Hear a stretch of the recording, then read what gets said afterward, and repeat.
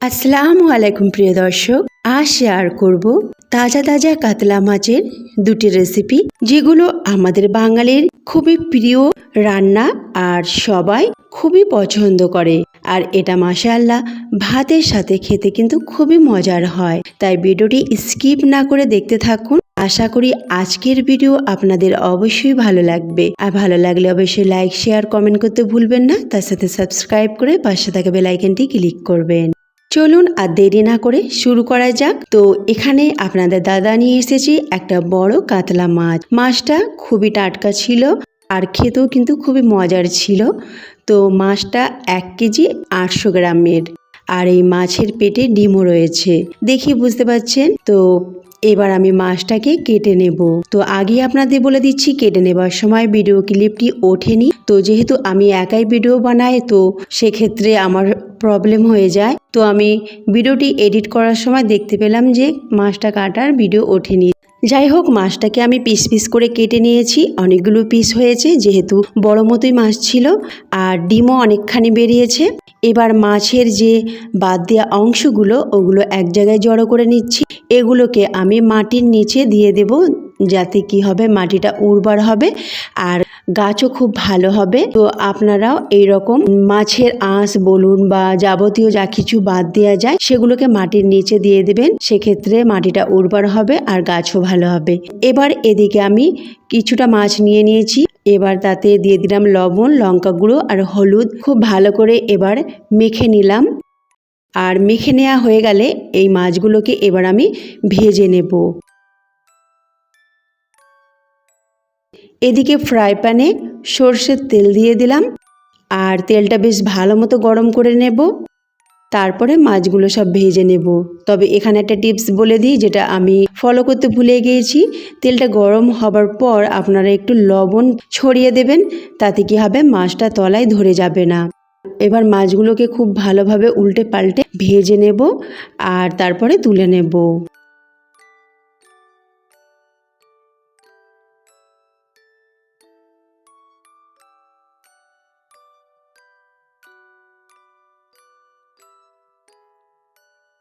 এই যে আমার মাছ ভাজা হয়ে গেছে। এবার আমি একটা একটা করে সব তুলে নিচ্ছি একটা প্লেটে। আর মাছের মাথাটাও আমি ভেজে নিয়েছি। এবার এটাকেও আমি তুলে নিলাম। এবার এই যে অবশিষ্ট তেলটা দেখছেন, এই তেলটা দিয়ে মাছ রান্না করব। আমি যখনই মাছ রান্না করি তখন একটু করে বেশি তেল দিয়ে মাছগুলোকে ভেজে নিই। তারপর সেই তেল দিয়ে পুরো রান্নাটা সেরে নিই। এতে করে কি হয়, মাছ রান্নার স্বাদ কিন্তু অনেকখানি বেড়ে যায়। আপনারাও এটা করতে পারেন। আর আমি আজকে রান্না করব মাটির হাঁড়িতে। মাটির হাঁড়িতে রান্না করলে তার স্বাদ আরও অনেক বেড়ে যায়। তার সাথে মাটির হাঁড়িতে রান্না করা আমাদের স্বাস্থ্যের পক্ষেও খুব ভালো। তাই আমি কিছু কিছু রান্না মাটির হাঁড়িতে বানাই। তো এখানে আমি পুরো তেলটা মাটির হাঁড়িতে ঢেলে দিলাম। আর তেলটা গরম হতেই তারপরে দুটি মাঝারি সাইজের পেঁয়াজ কুচি দিয়ে দিলাম। পেঁয়াজটাকে হালকা নাড়াচাড়া করলাম, এই ধরুন প্রায় 1 থেকে 1.5 মিনিট। তারপরে হাফ চামচ আদা রসুন বাটা দিয়ে দিলাম। আদা রসুন বাটা দেওয়ার পর এটাকে প্রায় 1 থেকে 1.5 মিনিট এইভাবে ফ্রাই করতে হবে, যতক্ষণ না আদা রসুনের গন্ধটা যায়। এইভাবে নাড়াচাড়া করে আদা রসুন পেঁয়াজ ভেজে নেব। তারপরে দিয়ে দেব আলু আর ডাঁটা। আজকে আমি সজনে ডাঁটা, আলু, টমেটো দিয়ে মাছ রান্না করব। এই তরকারিটা খেতে কিন্তু মাশাআল্লাহ খুব মজার হয়। আর এটা একটা খুবই হালকা মশলা দিয়ে রান্না করা তরকারি। বিশেষ করে টাটকা মাছ যদি এইভাবে সজনে ডাঁটা, আলু, টমেটো দিয়ে রান্না করেন তো খেতে খুব মজার লাগে। তো প্রথমেই ডাঁটা আলুকে আমি তেলের সাথে 2 থেকে 3 মিনিট নাড়াচাড়া করব। মশলা দেওয়ার আগে এই কাজটা অবশ্যই আপনারা করবেন। এরকম করলে টেস্ট কিন্তু অনেকখানি বাড়ে। 2 থেকে 3 মিনিট নাড়াচাড়া করার পর তারপরে মশলা দিয়ে দিলাম। মশলা আপনারা আপনাদের প্রয়োজন মতো দেবেন। আমি হলুদ গুঁড়ো, লঙ্কা গুঁড়ো, জিরে গুঁড়ো, লবণ আর 3টে টমেটো দিয়ে দিলাম। যেহেতু এটা হালকা মশলার তরকারি, তো এখানে হাফ চামচ হলুদ গুঁড়ো আর 1 চামচের থেকে একটু কম লঙ্কা গুঁড়ো আর হাফ চামচ জিরে গুঁড়ো দিয়ে দিলাম আর লবণ স্বাদ মতো। তারপরে এগুলোকে নাড়াচাড়া করে কষিয়ে নেব। এই সময় কষাবো প্রায় 2 থেকে 3 মিনিট। তারপরে একটু হালকা গরম পানি দিয়ে এইভাবে কষাতে থাকবো। কষানোর কাজটা একটু ধৈর্য ধরেই করতে হবে, কারণ যতই কষাবেন ততই কিন্তু স্বাদ বেড়ে উঠবে। তো যে কোনো রান্না মাছ বলুন বা মাংসই বলুন কষানোর উপরে নির্ভর করে। এই কথা আমি প্রায় বলে থাকি, যারা আমার ভিডিও প্রায় দেখে থাকেন তো এই কথা শুনে থাকবেন, কষানোর উপরেই রান্নার স্বাদ নির্ভর করে। অনেক রাঁধুনিও এই কথাই বলে থাকেন। তো কষানোর কাজটা একটু ধৈর্য ধরেই করবেন আর একটু সময় ধরে করবেন, এতে আপনার রান্নার স্বাদ ভালো হবে আর সবাই খেয়েও কিন্তু আপনার প্রশংসা করবে। তো মশলা টমেটো দিয়ে এইভাবে কিছুক্ষণ কষাবো একটু একটু করে পানি দিয়ে। আর যখন মশলাটা এইভাবে এইরকম ঘন হয়ে যাবে তখন জানবেন আপনার কষানো হয়ে গেছে। মশলা আলু টমেটো ডাঁটার সাথে খুব ভালোভাবে মিশে গেছে। এবার দিয়ে দেব গরম পানি। যতটা পরিমাণ গরম পানি লাগবে ততটা দিয়ে দেবো। আর রান্নায় কিন্তু গরম পানি ব্যবহার করবেন, এতে কি হবে রান্নার স্বাদও বাড়বে আর রান্নার সময়ও কম লাগবে।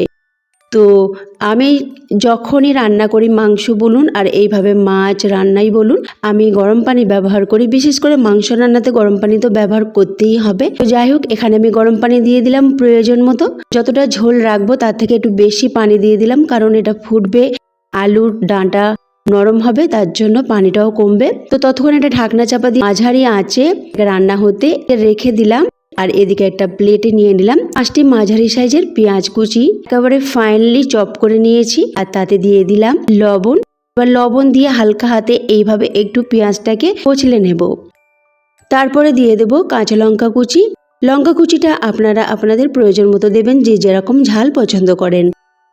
তারপরে এতে হলুদ গুঁড়ো দিয়ে দেব হাফ চামচের মতো, লঙ্কা গুঁড়ো হাফ চামচ, আর জিরে গুঁড়ো একটু কম হাফ চামচের থেকে। এবার সবগুলো উপকরণ ভালো করে মিশিয়ে নেব। এখানে চাইলে আপনারা আদা রসুনও দিতে পারেন। আমি যেহেতু আদা রসুন রেখেছিলাম তো ভুলে গিয়েছি। যাই হোক, আদা রসুন না দিয়েও কিন্তু এই রেসিপিটা খুবই মজার হয়েছিল। এবার নিয়েছি মাছের ডিম। আপনারা তো দেখলেনই মাছ থেকে অনেকখানি ডিম বেরিয়েছে। তো যতটা বেরিয়েছে তার অর্ধেকটা নিয়েছি, প্রায় 100 গ্রাম হবে। এবার মাছের ডিমের যে একটা পর্দা থাকে সেই পর্দাটাকে ফেলে দেব। তো পর্দা থেকে টেনে টেনে ডিমগুলোকে আমি নিয়ে নিলাম আর পর্দাগুলোকে ফেলে দেব। এইভাবে পুরো ডিমটাকে এইভাবেই আমি পর্দা ছাড়িয়ে আর ডিমগুলোকে নিয়ে নেব।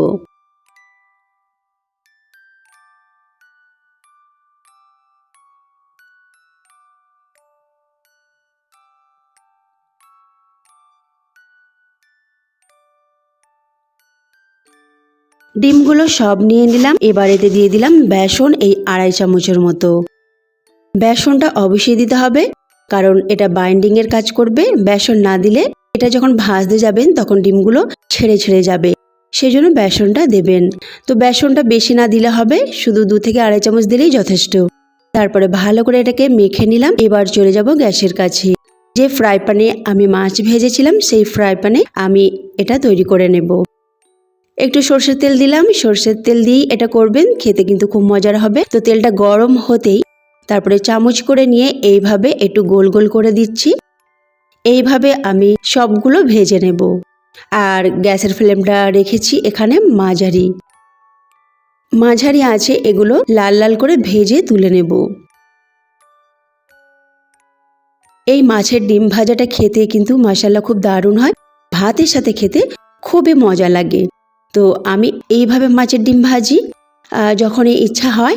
তো আপনারা কেমন করে ভাজেন অবশ্যই আমার সঙ্গে কমেন্ট করে শেয়ার করবেন, আর রেসিপিটা দেবার চেষ্টাও করবেন, যাতে আমি আমার আরও ভিউয়ার্সদের সঙ্গে রেসিপিটা শেয়ার করতে পারি। এইভাবে উল্টে পাল্টে একটু কালার ধরলেই মাছের ডিমগুলো ভাজা হয়ে যাবে আর তুলে নেব।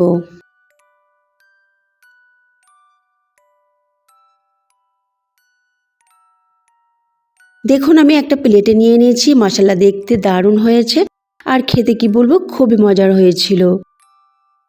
এবার আমি আপনাদের ভেঙেও দেখাচ্ছি, ভিতরের টেক্সচারটা দেখুন কত দারুণ লাগছে। পেঁয়াজ আর মাছের ডিমের কম্বিনেশনটা দারুণ লেগেছে, খেতে খুবই মজার হয়েছিল। অবশ্যই আপনারা ট্রাই করবেন। আর এদিকে তরকারি রান্নাটা আমি চেক করে নেব। আলুটা আমি তুলে দেখে নিলাম, বেশ ভালোই নরম হয়ে গেছে, ডাঁটাও নরম হয়ে গেছে।